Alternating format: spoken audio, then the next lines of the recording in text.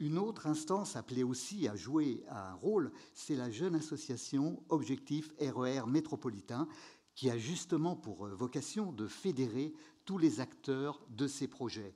Son porte-parole, Jean-Claude Degan, ancien directeur du périurbain à la SNCF et qui avait été, il y a une vingtaine d'années, l'initiateur en France du tram-train, va maintenant nous parler des RER existants en Europe et bien sûr des projets actuels pour la France. Jean-Claude Degan.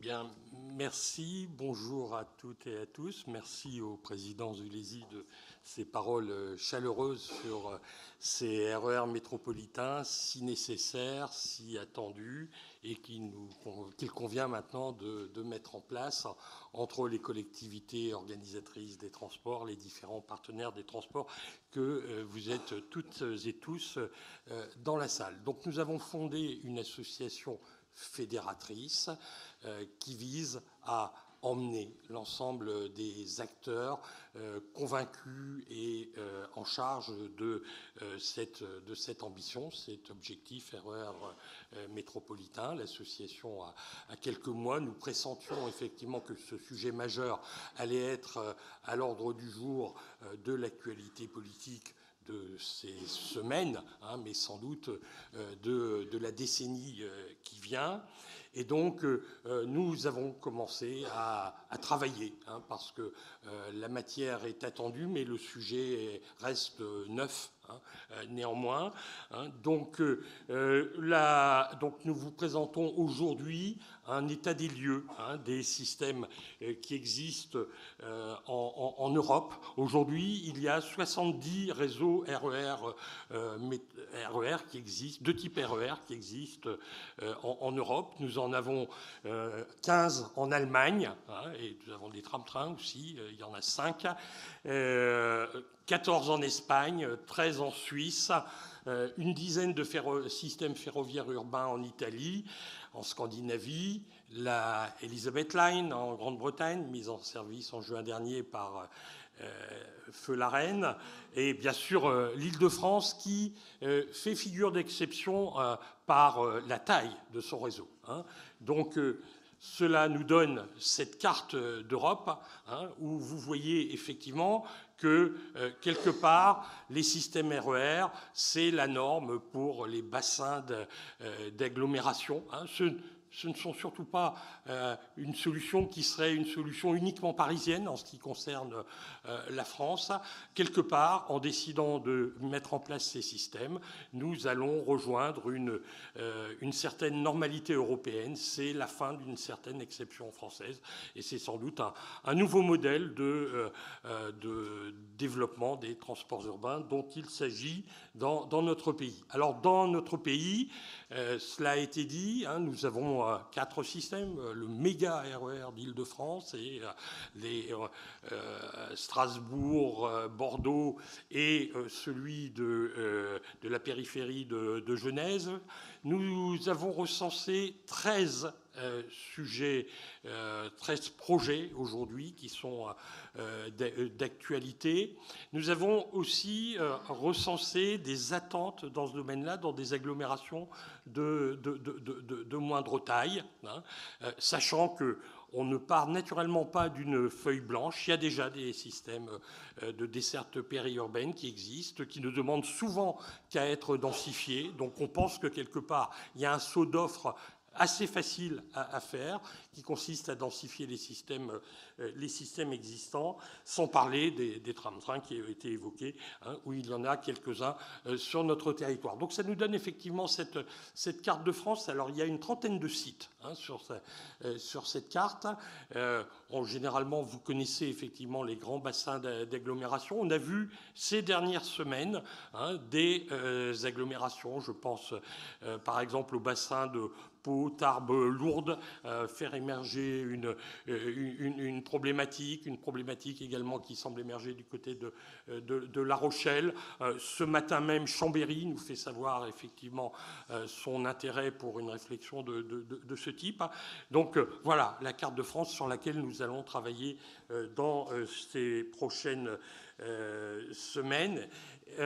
Alors, sachant qu'il faut bien s'entendre sur ce qu'est un RER, ça n'est pas une marque commerciale, hein, c'est un système, hein, et un système complet, hein, que nous avons essayé de définir. Donc nous avons une première des définitions sans doute perfectible, hein, et le débat ne fait que commencer, hein, avec des critères qui traduisent l'intensité de l'offre ferroviaire, des critères qui traduisent l'importance de l'intermodalité et de la multimodalité, et naturellement les questions de gouvernance sans lesquelles naturellement nous bâtirions sur du sable. Alors l'intensité ferroviaire, c'est le cadencement, hein, cadencement d'un niveau élevé pour être pertinent. C'est l'amplitude des dessertes, hein, de la première heure du matin à la dernière heure de la soirée. C'est la question de la diamétralisation des offres, hein, qui permet de désaturer les gares centrales. C'est effectivement, bien entendu, partir de l'infrastructure ferroviaire pour la moderniser, la compléter avec des gares, éventuellement des barreaux supplémentaires. Voilà la haute intensité ferroviaire qui caractérise les RER métropolitains. La multimodalité, c'est naturellement l'aspect tarifaire. Il faut des passes multimodaux forfaitaires d'un prix attractif. Les franciliens comprennent bien de quoi nous parlons. C'est la question de l'information intermodale, alors qu'aujourd'hui on passe tous effectivement un temps significatif sur son téléphone. Eh bien, les transports, c'est en temps réel sur le téléphone, hein, le calcul des itinéraires, le suivi des perturbations. Intermodalité, multimodalité, hein, donc ça veut dire complémentarité avec les autres modes de transport, en rabattant systématiquement, hein, mais en cherchant aussi de la complémentarité avec des offres, par exemple, d'autocars rapides qui peuvent effectivement être pertinentes pour desservir des secteurs où il n'y a pas d'offre ferroviaire, ou qui peuvent venir en complément des offres ferroviaires ou en anticipation, donc intermodalité, multimodalité. Et naturellement, pour être très complet, le vélo est l'allié des RER et réciproquement, hein, et quand on dit le vélo, c'est la question bien sûr du rabattement au vélo sur les gares avec les parcs de stationnement et les cheminements à travailler. C'est aussi la question de l'emport des vélos dans les trains, où finalement, dans les TER, on traite assez bien cette question, mais on voit bien que ça va nécessiter de la capacité. Donc ça, c'est un paramètre que les ingénieries doivent prendre en compte pour avoir un système train plus vélo complet. La question de la gouvernance, elle est centrale, hein, naturellement. Donc, pas de projet de cette taille sans une responsabilité politique claire entre les autorités organisatrices de transport, les régions, les métropoles, éventuellement d'autres collectivités. Pas non plus de projet de ce type mené efficacement sans un pilotage ad hoc, hein, avec tout ce que ça signifie en termes de structure, à mettre en place des sociétés de projets, des groupes mixtes de projets. Les formules peuvent varier, mais sans ces outils-là, hein, nous risquerions d'aller effectivement vers des déconvenus. L'exploitation, naturellement, hein, donc la réforme ferroviaire de 2018 a introduit le principe de la mise en concurrence par les autorités organisatrices. On est dans ce cadre-là. Et naturellement, des ressources financières, les ressources financières actuelles qui existent, les différentes ressources, mais aussi des ressources nouvelles qui seront nécessaires pour mener les importants investissements qui seront nécessaires, sans doute pour l'exploitation aussi. Voilà, toutes ces questions sont à traiter, hein, avec deux points très importants sur le plan politique. On parle de planification écologique. Ces RER métropolitains vont être la colonne vertébrale qui peut servir à imaginer la planification écologique, c'est-à-dire une ville plus compacte, une moindre artificialisation des sols. Donc voilà, les RER métropolitains, c'est un prérequis quelque part pour aborder la question de la planification écologique territoriale. Et puis, alors les RER métropolitains, ça concerne grosso modo un Français sur deux. Donc c'est important. Donc c'est pas une question annexe. Pensons aussi à l'autre Français qui ne se sent pas concerné. Nous pensons au sein de l'association qu'il faut sans doute aussi travailler avec la même ardeur, avec la même détermination, à mettre en place une offre minimale de transport pour éliminer les zones blanches de notre territoire. C'est nécessaire, en particulier, et y compris pour faire comprendre l'intérêt de la problématique RER métropolitain, bien marcher sur ces deux jambes. Voilà, alors j'en termine naturellement. Donc, objectif RER métropolitain se met en place.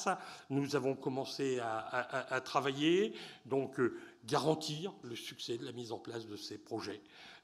Il y a déjà eu des tentatives de ce type par le passé qui ont hésité, qui ont parfois été empêchées. Cette fois-ci, il s'agit de réussir. Voilà, c'est pour ça qu'on est là. C'est bien sûr aider dans les territoires à l'émergence de ces projets. J'en évoquais quelques-uns tout à l'heure. Et c'est mettre en place un observatoire des RER en service et en projet en France et en Europe. Donc pour ça, nous allons travailler. Donc nous sommes en train de formaliser nos collèges. Nous sommes en train de définir un programme de travail. Les prochaines semaines seront marquées par des webinaires largement ouverts pour aider à la conception des plans d'infrastructure dans le cadre de la préparation des contrats de plan État-région. Et puis, cet observatoire, naturellement, va produire des livrables que nous partagerons ensemble au sein de l'association. Merci.